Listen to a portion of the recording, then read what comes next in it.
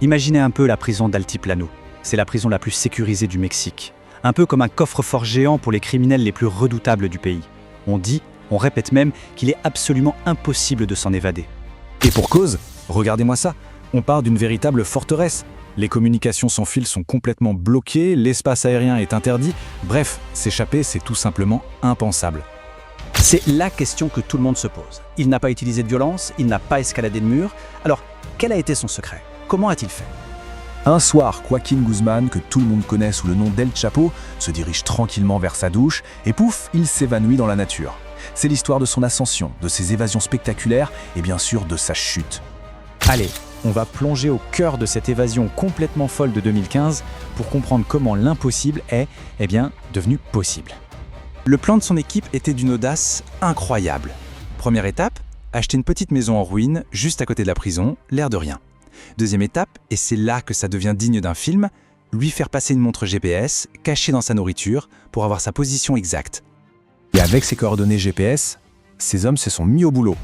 Le résultat, une pure merveille d'ingénierie souterraine. Un tunnel de presque 1,5 km. 1,5 km. Il reliait le monde extérieur directement au sol de sa douche. Et le coût de ce petit projet, environ 5 millions de dollars.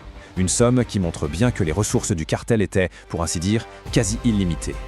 Mais attention, on ne parle pas d'un simple trou, c'était un passage de luxe.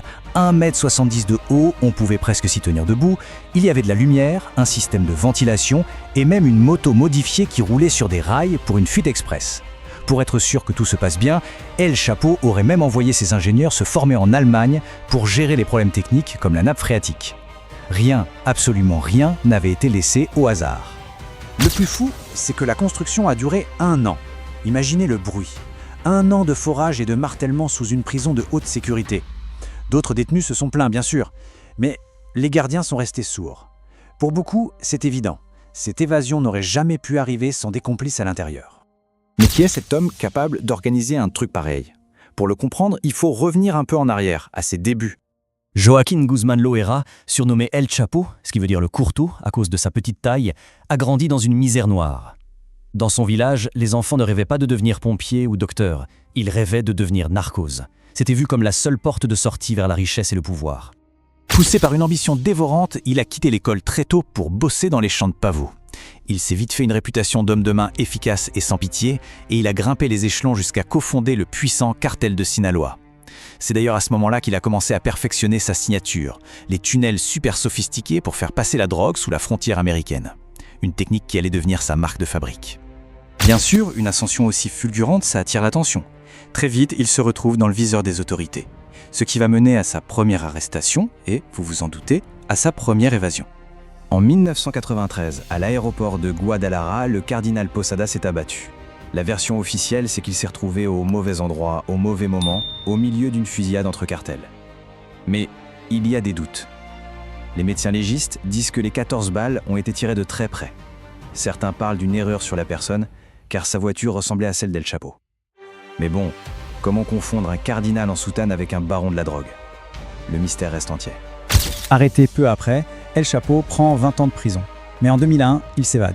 L'histoire officielle, c'est une fuite improbable dans un chariot à linge sale. Mais les journalistes un peu sceptiques se demandent comment les capteurs de la prison n'ont rien détecté. L'autre théorie, c'est qu'il est juste sorti par la grande porte, déguisé en policier. Quoi qu'il en soit, une chose est sûre, c'est la corruption qui lui a ouvert les portes. À peine dehors, El Chapo reprend les affaires. Il profite de la chute de ses rivaux pour étendre son empire et ça déclenche une guerre d'une violence inouïe. Entre 2007 et 2014, la guerre de la drogue au Mexique a fait 160 000 morts. C'est un chiffre terrifiant. Et pendant ce bain de sang, le pouvoir d'El Chapo n'a jamais été aussi grand. Il devient alors le criminel le plus recherché du monde. Une chasse à l'homme internationale est lancée pour le retrouver.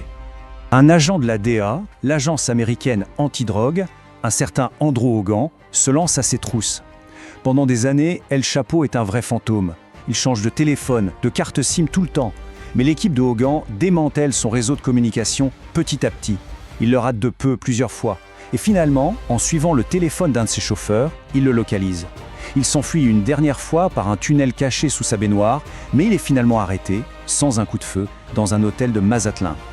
El Chapo est donc envoyé à Altiplano, la prison d'où il réalisera son évasion la plus spectaculaire. S'ensuit alors une dernière traque, pleine de rebondissements. Assez improbable. La chute finale d'El Chapo, c'est presque une comédie. Il était tellement obsédé par sa propre légende qu'il a contacté des acteurs pour faire un film sur sa vie. Son interview secrète avec Sean Penn a mis les autorités sur sa piste. Plus tard, c'est une simple commande de tacos par un de ses hommes qui va trahir sa cachette. Pendant l'assaut, il s'échappe, devinez comment ? Encore par un tunnel. Mais sa cavale s'arrête net. La voiture qu'il vole tombe en panne quelques rues plus loin. C'est la fin. Et quand il est finalement attrapé par la police, son attitude ne change pas d'un iota.